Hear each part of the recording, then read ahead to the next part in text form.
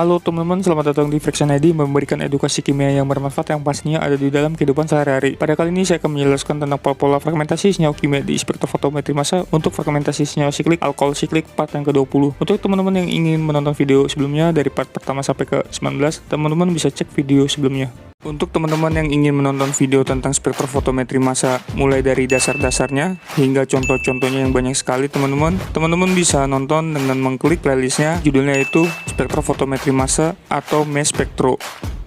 Fragmentasi alkohol siklik. Pertama, peak ion molekul lemah diamati. Pembelahan cincin masih memberikan nilai massa yang sama. Kedua, pembelahan CC alkil. Ketiga, pembelahan CC alkil setelah penataan ulang hidrogen. 4, dehidrasi alkohol.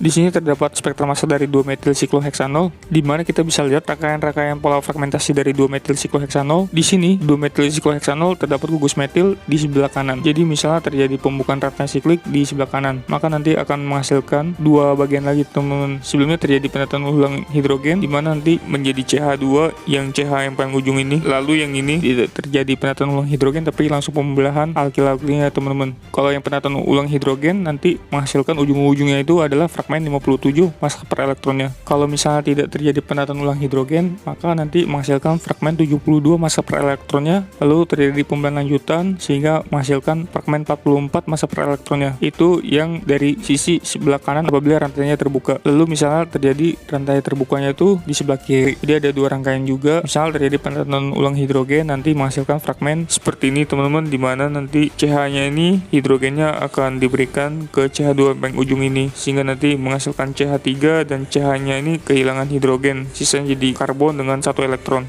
Lalu terjadi pembelahan alfa di mana nanti menghasilkan fragmen 71 massa per elektronnya. Kalau misalnya pembelahan alkil langsung tanpa penataan ulang hidrogen, maka menghasilkan fragmen 86 massa per elektronnya. Lalu dilanjuti pembelahan lanjutan sehingga menghasilkan fragmen 58 massa per elektronnya. Untuk pola-pola fragmentasi lebih lanjutnya lagi dan lebih lengkap nanti akan kita bahas di pembahasan spektrum massanya ya teman-teman. Di sini terdapat pola fragmentasi dari sikloheksanol di mana bisa mengalami pembelahan alfa. Misalnya di sini rantainya terbuka dulu, lalu terjadi penataan ulang hidrogen, lalu terjadi pembelahan CC alkil di sini teman-teman di C alfanya, sehingga nanti menghasilkan ikatan rangkap 2 atau alkena, dan fragmennya ini terbaca di spektrofotometri massa sebesar 57 massa per elektronnya plus profilnya teman-teman. Lalu misalnya sikloheksanolnya ini mengalami dehidrasi alkohol, jadi kan kehilangan H2O, misalnya diambil OH dan hidrogennya itu diambil dari karbon nomor 3, jadi fragmennya ini hasilnya seperti ini. Kalau misal di nomor 4 hasilnya seperti ini teman-teman, plus H2O, dan fragmennya ini terbaca di spektrofotometri massa sebesar M dikurang 18. Di sini terdapat spektrum massa dari sikloheptanol, sudah saya kotak-kotakin biru dan sudah saya beri angka. Kita akan cari teman-teman pola-pola fragmentasinya. Teman-teman bisa catat atau screenshot spektrum massa dari sikloheptanolnya ini teman-teman. Jadi sikloheptanol apabila ditembakkan elektron, maka yang terionisasinya itu adalah elektron bebasnya. Di sini yang mempunyai elektron bebas adalah gugus oksigen dari hidroksil, sehingga satu elektron dari oksigennya ini terlepas sehingga muatannya menjadi positif, dan fragmennya ini terbaca di spektrofotometri massa sebesar 114 massa per elektronnya plus 2 elektron, satu elektron dari terlepas di oksigen dan satu elektron dari spektrofotometri massa. Apabila satu sikloheptanolnya ini mengalami pembukaan rantai siklik, misalnya di sebelah kanan, jadi misalnya kanan ataupun kiri sama aja ya teman-teman hasilnya, kecuali ada gugus metil misal di salah satunya antara di kiri atau kanan seperti contoh sebelumnya, maka hasilnya beda. Jadi kalau mau dibuka rantai sikliknya entah dari kiri atau kanan sama aja hasilnya teman-teman. Jadi setelah dibuka secara homolisis, maka C-nya ini yang mengikat gugus hidroksil kan mendapatkan satu elektron sehingga nanti membentuk ikatan rangkap 2 karena satu elektron dari oksigen diberikan untuk membentuk satu ikatan baru. Lalu C nomor 2 nya mendapatkan satu elektron sehingga hasilnya seperti ini teman-teman, dan fragmennya ini terbaca di spektrofotometri massa sebesar 114 massa per elektronnya. Lalu terjadi pembelahan CC alkil di mana terjadi pembelahan homolisis antara C nomor 2 dan C nomor 3. C nomor 2 kan mendapatkan satu elektron sehingga nanti membentuk satu ikatan baru atau ikatan rangkap 2 sehingga menghasilkan etena yang terlepas. C nomor 3-nya ini mendapatkan satu elektron sehingga nanti menghasilkan fragmen seperti ini teman-teman. Fragmennya ini terbaca di spektrofotometri massa sebesar 86 massa per elektronnya. Lalu misalnya terjadi pembelahan CC alkil di C nomor 3 teman-teman, sehingga nanti C nomor 3 mendapatkan satu elektron dan C nomor 4 mendapatkan satu elektron sehingga nanti ini menjadi radikal, dan fragmennya ini terbaca di spektrofotometri massa sebesar 72 massa per elektronnya. Lalu misalnya terjadi pembelahan homolisis di C nomor 4 dan C nomor 5 teman-teman, maka yang ini menjadi radikal dan C nomor 5-nya ini mendapatkan satu elektron, dan fragmen ini terbaca di spektrofotometri massa sebesar 58 massa per elektronnya.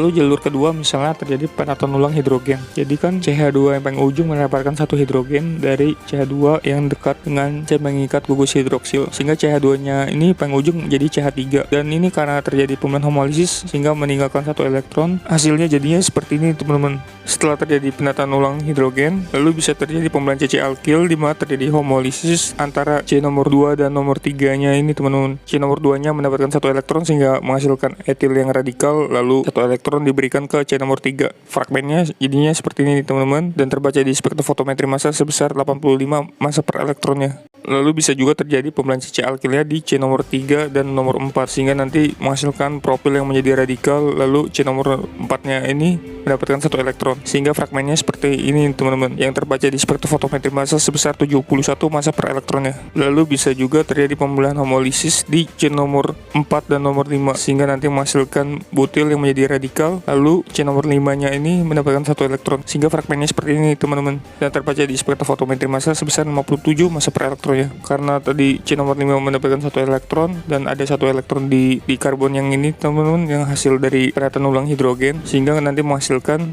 ikatan rangkap 2, dan fragmen ini menjadi base peak atau puncak tertinggi di spektrum massa sikloheptanol ini teman-teman. Sikloheptanol dapat mengalami dehidrasi alkohol di mana terjadi pembelian homolis antara karbon alfa dengan hidroksil, lalu terjadi pembelian hidrolisis di karbon gamma-nya ini dengan hidrogen gamma. Hidrogen gamma akan berikatan dengan hidroksil membentuk H2O atau air, lalu nantinya akan membentuk satu ikatan baru. Fragmennya ini terbaca di spektrofotometri massa sebesar 96 massa per elektronnya. Lalu bisa juga terjadi pembelian hidrolisis antara karbon nomor 4 dengan hidrogennya, yang nantinya hidrogen berikatan dengan gugus hidroksil. Lalu karbon nomor 1-nya ini atau karbon alfa akan terjadi pembelian homolisis sehingga nanti menghasilkan H2O atau air, lalu membentuk satu ikatan baru. Dan fragmennya ini terbaca di spektrofotometri massa sebesar 96 massa per elektronnya. Setelah teman-teman sudah mempelajari spektrofotometri massa dari sikloheptanol, bagaimana terjadi fragmen-fragmennya, coba teman-teman untuk lihat dari senyawa-senyawa alkohol sikliknya ini. Di sini sudah terdapat data-data spektrum massanya, teman-teman tinggal menentukan bagaimanakah fragmennya. Di sini sudah dikasih keterangan kalau ion molekulnya yang ini, misalnya siklobutanol itu M+-nya 72, lalu misalnya M-18 atau kehidrasi alkohol kan 18 itu kan H2O ya, itu menghasilkan 54 fragmennya. Lalu gimana kalau kehilangan etena atau kehilangan 28 massa per elektronnya, hasilnya jadi 44. Base peak-nya ini yang siklobutanol adalah 44. Jadi teman-teman cari fragmennya seperti apa agar menghasilkan fragmen yang membentuk base peak atau puncak tertingginya. Begitu juga yang